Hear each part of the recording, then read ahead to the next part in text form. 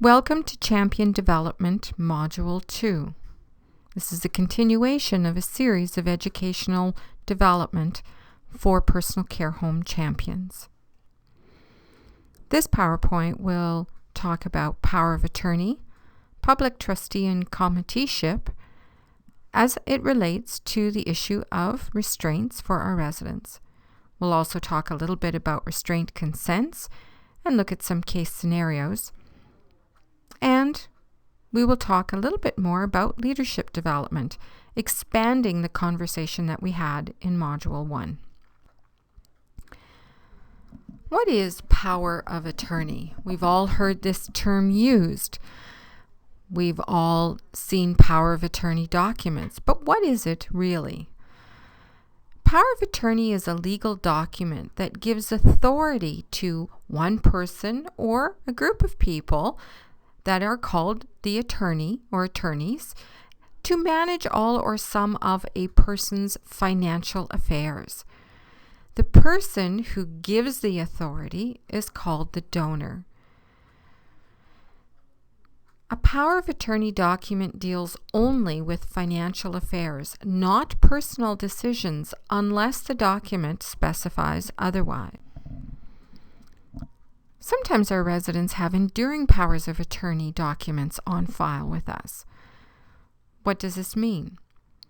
Well, under the law, authority under a power of attorney ends if a donor becomes mentally incompetent and incapable of managing his or her own financial affairs.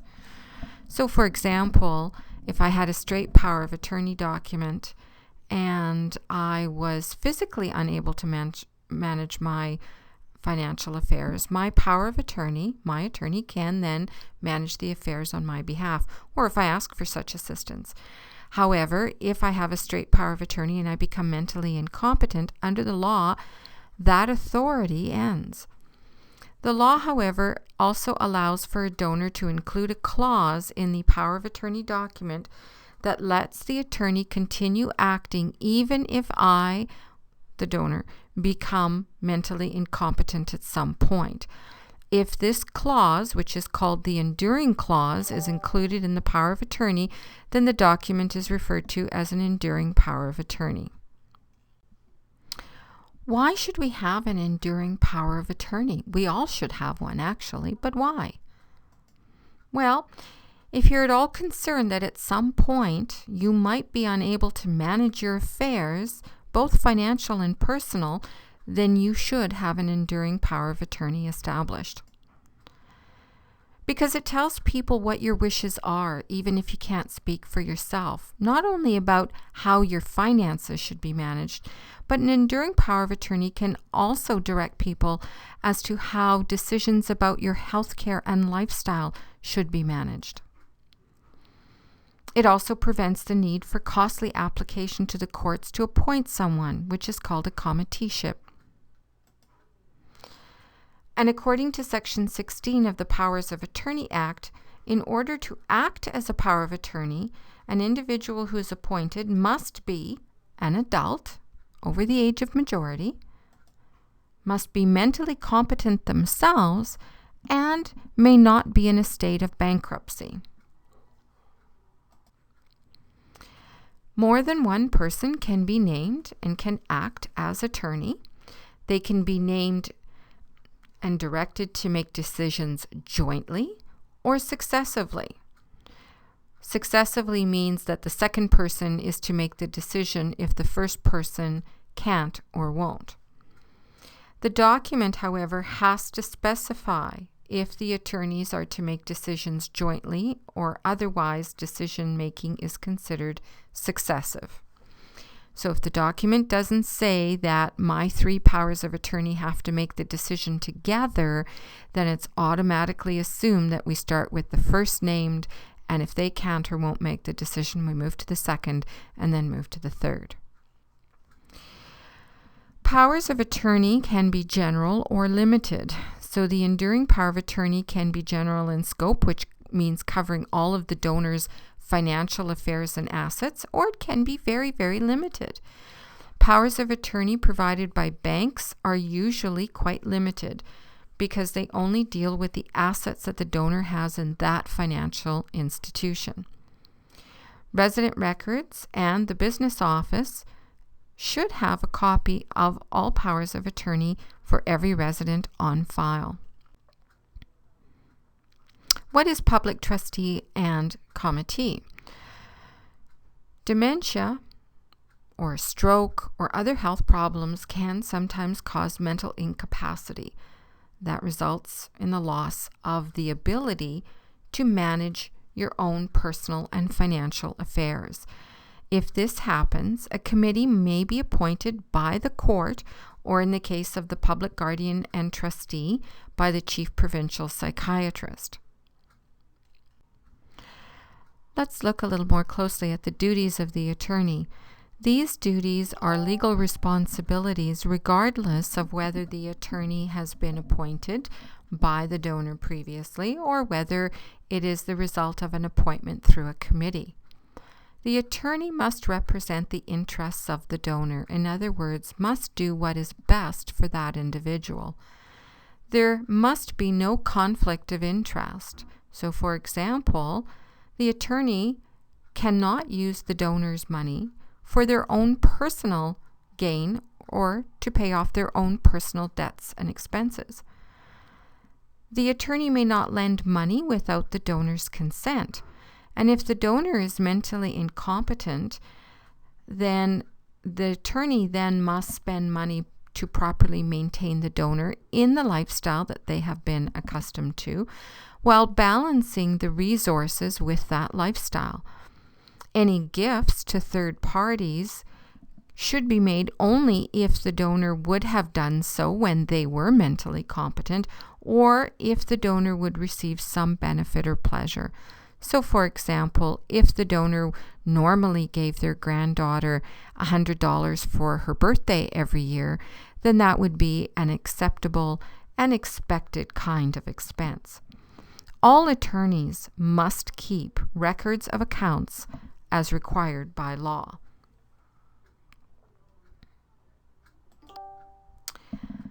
There are different types of committee.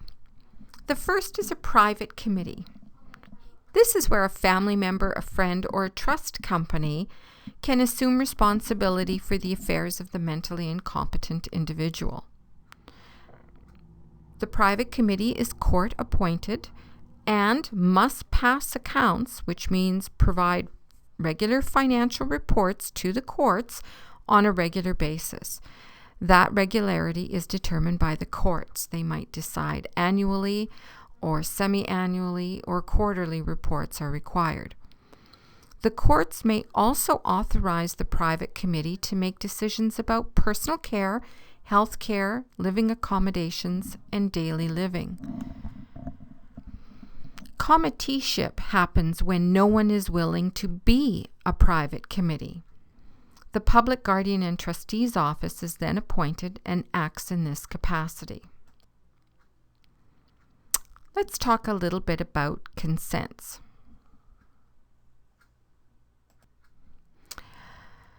Consents to restraints are required by our policy and by the provincial guidelines. An informed consent means that the decision maker has been made aware of all the potential benefits, the potential burdens, and any other ethical considerations around the use of restraints, whether the restraint is physical, environmental, or chemical. Informed consent must occur before any restraints are applied. The only exception is the emergency restraint. The resident, if they are competent, can give consent themselves, and you do not need to go to a family member for consent. Family members are to be involved only if the resident is in agreement. So if you have a mentally competent resident and they want to give consent for a restraint and the family member disagrees, the family member has no right to offer an opinion in this case. If a resident is not competent, then the next decision maker is responsible for giving consent. With our policy and with the ministerial guidelines, written consent is required, or if it is verbal over the phone, then 2 witnesses are required.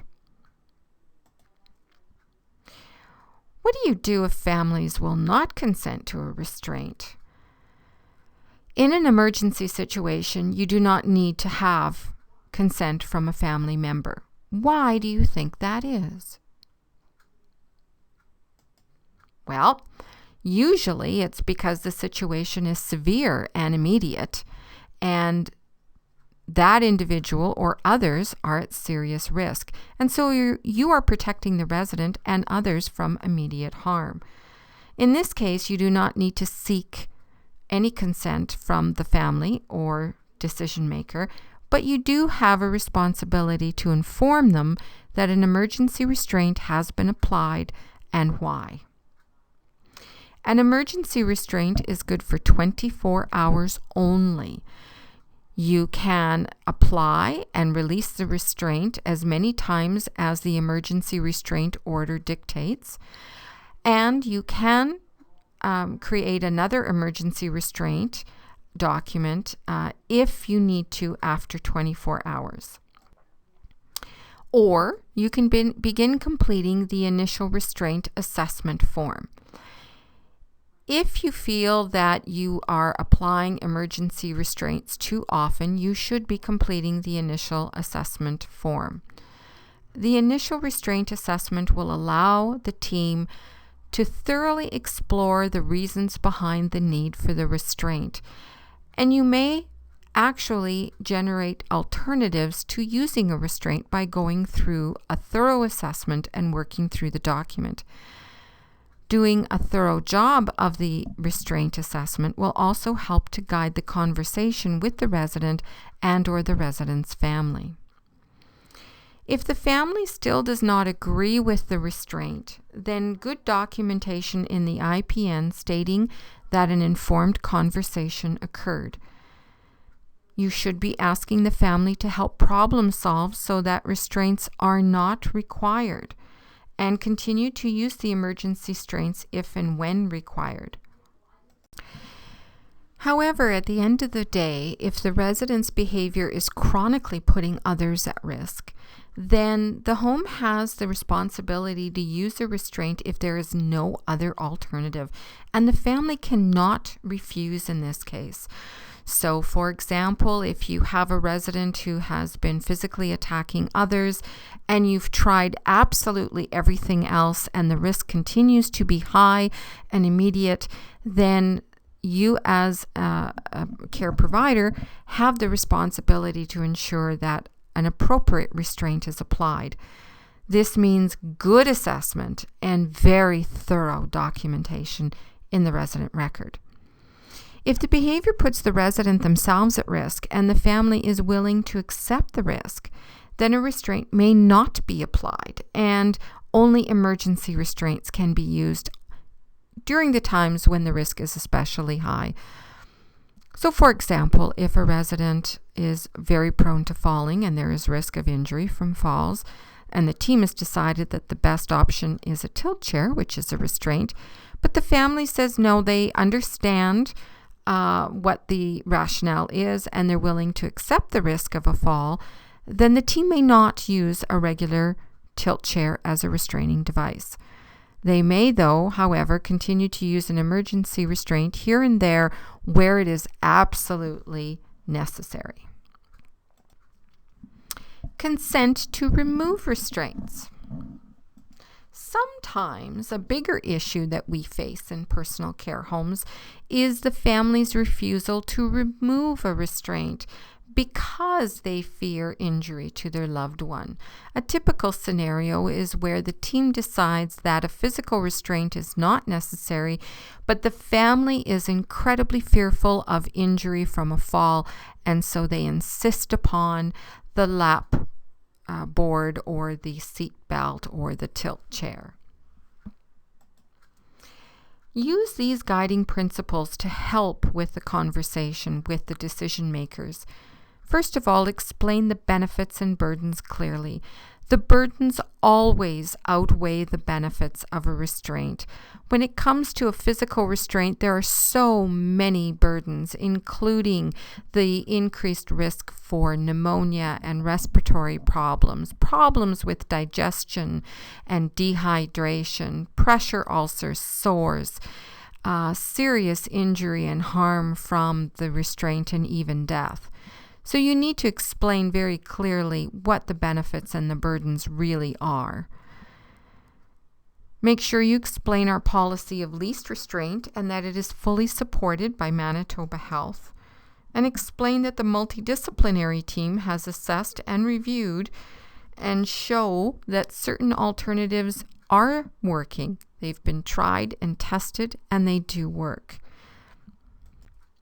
If at the end of the day, the family is still not in agreement, the home can remove the restraint anyway, provided there is thorough documentation, which means good assessment by the team, that shows that the alternatives being used are successful and that the risk is really quite minimal, and that the removal is truly in the best interests of that resident, so that the burdens of the restraint really truly outweigh the benefits. So here's where, at this point, perhaps management may need to step in and support staff in explaining to the family why the restraint is being removed. Conversation needs to be open and honest. There might be an opportunity still for some negotiation. There needs to be good documentation and good follow-up, at least quarterly or more often. What if family continues to insist on a restraint? Well, it's an ethical dilemma. Again, that least restraint policy needs to be reviewed with a decision maker, and a complete initial restraint assessment tool needs to be completed before you agree to put any restraint on a resident. If the assessment tool and the multidisciplinary assessment does not support a restraint, then the home cannot be forced to apply one. It does not matter if the family member threatens that they are the POA or threatens to go to the minister. So long as the home has done their due diligence, a good thorough assessment, and has documented well, there shouldn't be any problems. What about the public trustee? Public trustee or committeeship makes all the decisions for the resident in the same way as a private committee. This doesn't mean that the public trustee or committee can act against a program policy or expert opinion either. So the public trustee can't insist on a restraint when all the assessment has shown that it is not in the resident's best interest. Again, good thorough documentation is important, and it's important to discuss with the public trustee so that they understand the situation. We'll now move to our section on leadership. Click on each of these links to watch some informative YouTube videos about leadership. We're going to talk about the leadership skill of conflict resolution to start with. There is a video that you can watch. Click on the link.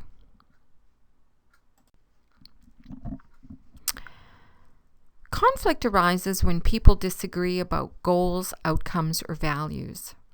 And it arises because needs are not being met. And that can be because of poor communication or misleading communication. Perhaps there's a bit of competition, or there's inconsistency in how we do things and the processes that we apply at work. Perhaps the conflict is about diversity in the workplace. We all come from different backgrounds, culturally, educationally, and that can sometimes create some conflict. Perhaps the conflict is because of different perspectives in how to do things, in work ethic. Perhaps the conflict is around interdependency. Sometimes working closely together is not a great thing day in and day out, and conflicts can arise. And sometimes conflict resolution is about understanding our own emotional intelligence. By that I mean understanding what triggers our own emotions, what buttons get pushed for us to lead us into anger and conflict. Ignoring conflict comes at a cost. Most of us would prefer to ignore conflict because it's easier than addressing it, or at least it seems to be easier. The cost of ignoring conflict, though, means that potentially that conflict festers. You go home every day feeling miserable, and you talk about it, and you feel worse, and every day it gets worse and worse and worse. And so it festers like a bad sore. When that happens, it gets blown completely out of proportion because you focus on that one thing. And then people start to avoid each other because so much time has passed, it's almost impossible to address it in a meaningful way. Now we have hard feelings happening between colleagues or amongst groups of colleagues, which leads to a very unhappy work environment. People aren't thrilled to come to work, which leads, of course, to absenteeism, which of course adds more stress in the workplace. When you have regular people away or a lot of people away, and you have casuals or agency people or brand new hires, it adds stress to the workplace. How do you think all this affects our residents? Do you think that they can tell that there's an unhappy workplace and stress and conflict? Sure they can. So as champions, how do we manage conflict in the workplace? What can we do? Well, the first step is to embrace that the idea of conflict isn't always automatically a negative. It can be a positive, in fact. It's not always about blood and guts and shooting and killing and maiming and hurting people. It can, in fact, be an opportunity for some positive changes in the workplace. We need to also anticipate that there is going to be resistance from time to time, and that's okay. We can work through it together, especially if we allow people the time to air their frustration and work through it. What's important is to use common sense when we're dealing with issues instead of letting emotions get the better of us. And we need to be flexible. There's more than one way to accomplish a task, more than one way to get to a goal. So be prepared to be flexible and set aside some of your own preconceived ideas as you ask others for their input.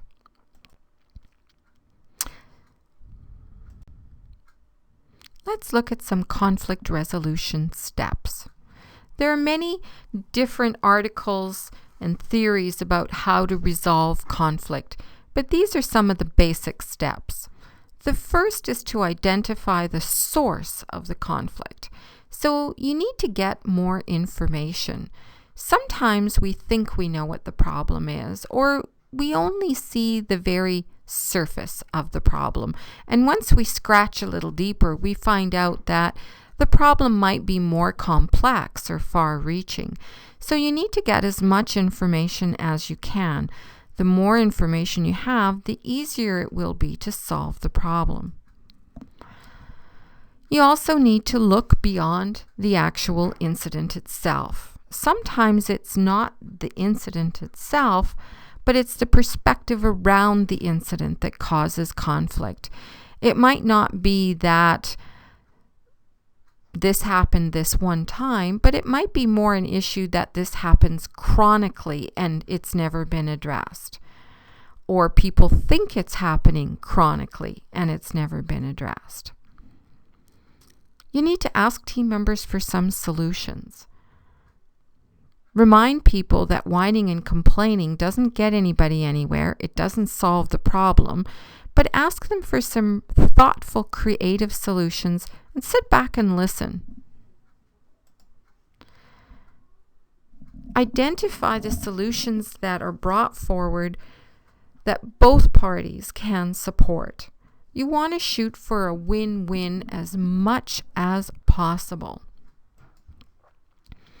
And finally, the fifth step is to get agreement on how you're going to proceed, on what the solution is, and how we will implement it. In order to understand a little bit more about conflict and how you react with conflict, it's a good idea to understand your own style of how you manage conflict. There is a short quiz that is attached to this PowerPoint that you can take for yourself. And once you've completed the quiz, you will discover your own style of managing conflict. And how does that perhaps complement or work with other people in your workplace who might have different styles? A little word now about dialogue. The key to resolving conflict is good dialogue. Now, how is dialogue different than communication?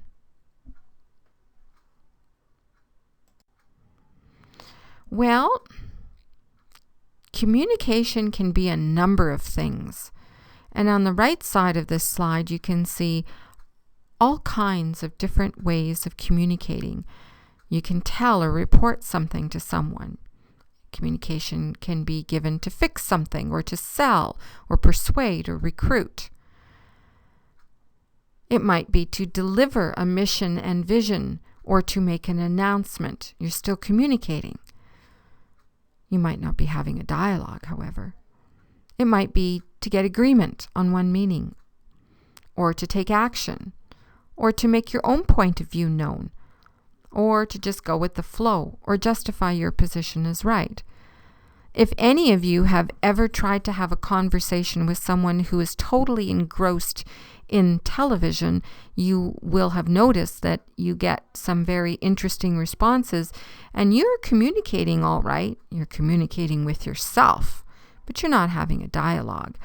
A dialogue means that you're inquiring and you're learning, and you're having that back and forth with another person or persons. You're offering up ideas, and you're exploring and creating shared meanings with each other. You're listening so that you understand each other's point of view, so that together you develop a collective wisdom. You value individual contribution when you are having a dialogue, and having a dialogue helps you to understand systems as a whole. One of the best things that comes out of a dialogue is the ability to investigate the assumptions and beliefs behind the positions that we hold. So as much as possible, as a champion, you want to focus your efforts on having a dialogue with your colleagues. Dialogue is a much richer way to communicate with one another, and you're much less likely to have conflict if you're engaging in dialogue rather than using some of the other forms of communication. You have now come to the end of Champions Module 2. I hope that this information has given you a little more perspective into restraints and consents, power of attorney, and has also helped you to hone your leadership skills just that little bit better.